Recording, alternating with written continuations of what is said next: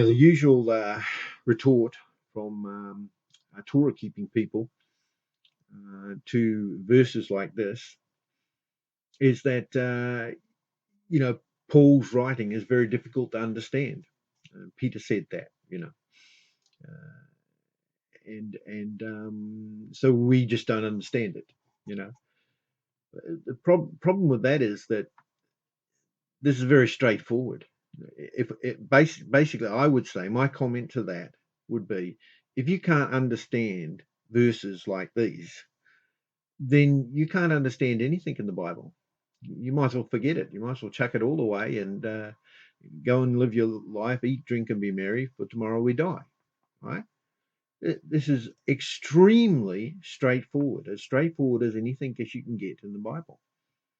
And there are areas in Paul's writings that are difficult to understand, but even those can be understood, with a little bit of study and prayer and so on, right? We weren't given a Bible to be some kind of unsolvable jigsaw, It's well within our means of understanding, but we do have to apply ourselves. All right, so let me show you what I mean about the straightforwardness of this passage. 1 Corinthians 7, verses 18 to 90. I'm in the Word English Bible. It's very much the same with any translation. And I've added some stuff for emphasis. Was anyone called having been circumcised? Now, that's a Jew, right? That's a Jew that's become a Christian. You can have a look at the context yourself. I'm not going to go over the whole context, right? They're called to be a Christian, having been circumcised, having been a Jew, all right? Let him not become uncircumcised. Has anyone been called in uncircumcision? That's a Gentile, a non-Jew, right? Let him not be circumcised, right? Don't change, right? This word circumcision is a key word for all of the cultural emphasis that emphasize the Jewish people. The ceremonial laws, as we sometimes call them, the keeping of the feast, the food laws, the keeping of the Sabbath, so on and so forth, right? And you could read this verse. I'm not saying you have to, but you could read this verse from that light. Was anyone called having been circumcised, having kept all the ceremonial laws? Let him not become uncircumcised. Don't stop keeping. Remain a Jew. You're a Jewish Christian. Keep your culture. Has anyone been called in uncircumcision? That is not keeping all those ceremonial laws, right? Let them not be circumcised. Don't start keeping the Sabbath. Don't start keeping all of the ceremonial laws, the feasts and the food laws, so on and so forth, right? Even if you interpret this as just physical just physical circumcision, the principle is the same, because basically what Paul is saying is that a certain aspect of the Mosaic law, the Torah, right, is ceremonial.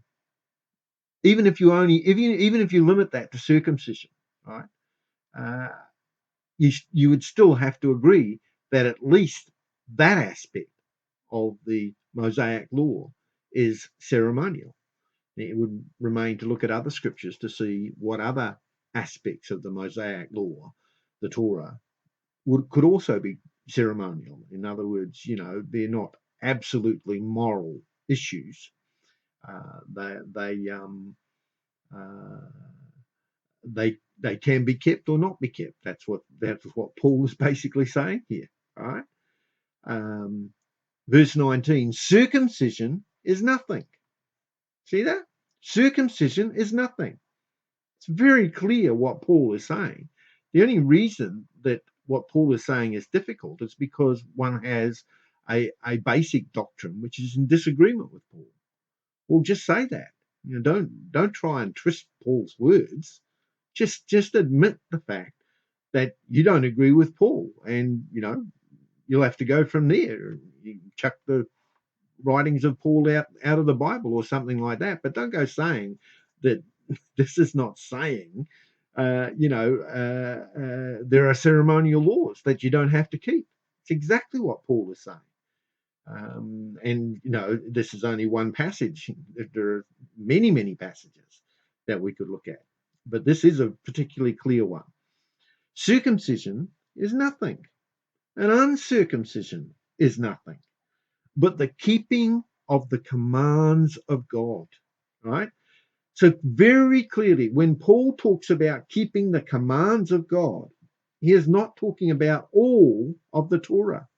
He's not talking about those ceremonial laws, which are not absolutely moral, but still very important, because they point you in the direction that is the only place you will find whereby you can actually keep the moral law. If you don't try to keep the moral law through Jesus Christ, then you will fail. There is no other way to keep the moral law. And that's why those ceremonial laws, I call them signposts, are very, very important. They point you in the right direction, whereby you become able or enabled to keep all of the Torah, all of the law. Right? And it's the only way you can, by faith, through grace. Okay? That's the only way you can.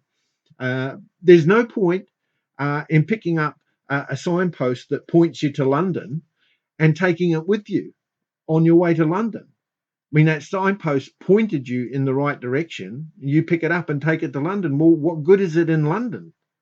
It's not going to point anyone to anyone that's in London is already there. That signpost is useless in London. You should have left it where it was, so that it could point other people to London. You see what I'm saying? That's the point of a signpost, not to be picked up and taken with you.